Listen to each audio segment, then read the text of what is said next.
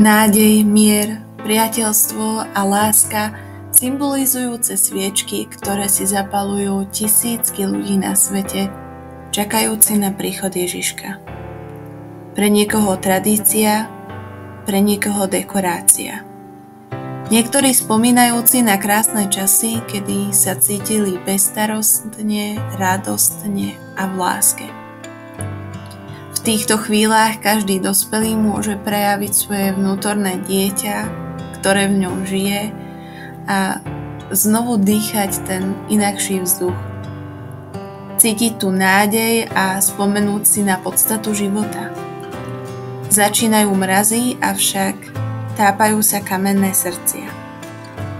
Mnoho ľudí chce dávať lásku, po niektorí to vyjadrujú materiálne dáčekmi, iní zase činmi, preukážu vďačnosť za spolupatričnosť.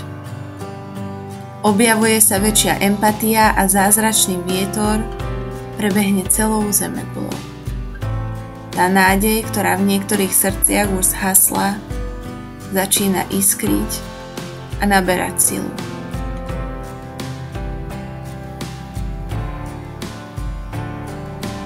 Mesiac december so sebou prináša veľkú inakosť, pretože to, čo mnohým z nás nie je dopriaté po celý rok, začneme vnímať odlišným postojom a príjmeme tú radosť a krásu Vianoc. Stojíme v tom istom tele, ale pozeráme sa s detskými očami. Všímame si dobro, ktoré napĺňa naše srdcia. Hodnota, za ktorú sa neplatí, iba príjma a dáva. Viac a viac z nás cíti to väčšie právo ako inokedy si dovoliť byť optimistický. A tá nádej naštartuje procesy spokojnosti, hojnosti a šťastia.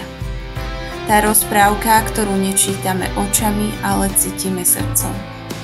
Tie momenty, v ktorých sa cítime ako hlavné postavy a užívame si každú sekundu, ktorá je nám dopriatá.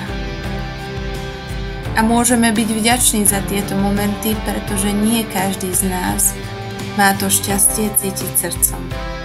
Sú ľudia, ktorí sa iba pozerajú na nás ako na kus bláznov.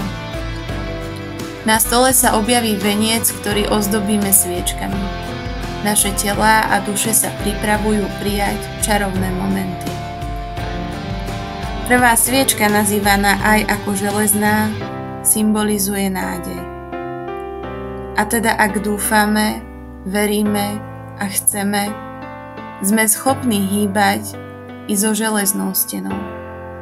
Myslím to v prenesenom význame. Nazbierajme si v tomto kúzelnom období dostatok vedomostí, navnímajme si ten svet, ako môže byť inakší. Užívajme si prítomnosť najvzácnejších osôb v našich životoch a nezabudnime im to dať najavo. Uskladníme si do špajze mnohonásobok radostí na chvíle, kedy budeme mať pocit, že tá železná brána sa už nedá otvoriť.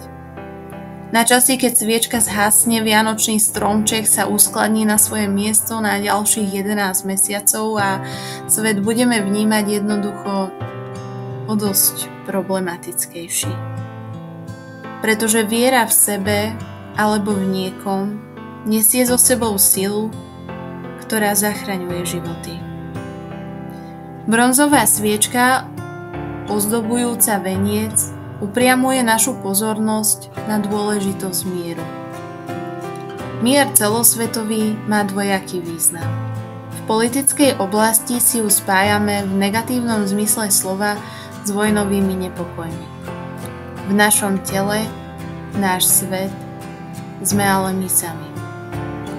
Zopárkrát som už upriamila pozornosť na myšlienku, že svet je tvorený z množstiev populácií. A všetko pochádza zo subjektu, jeho postoju, vnímania a činu. Sú veci, ktoré ovplyvniť nevieme, ale naše rozhodnutia budú vždy našimi rozhodnutiami. Dlhodobo som bojovala sama so sebou, ale aj voči svetu. Zabudla som počúvať sama seba. a ocitla sa v situáciách, v ktorých som spokojná nebola. Tvoriť mier ako osoba som schopná iba vtedy, ak som ten mier uzavrela medzi ja a ja. Ponaučenie pre mňa i možno pre teba. Žiť život podľa niekoho predstav odzrkadluje to, že budeš žiť vo svojom tele so zakrytým srdcom život inej osoby.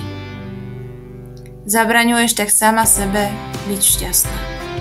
A koniec koncom aj tak pre niekoho nebudeš dostatočne dobrá. Otvorme sa možnostiam a tvorme mier sami pre seba. Tento silný základ tvorí celosvetový mier. Zamyslíme sa. Kde teda nastala chyba? S pozdravom, vaša Ksenia.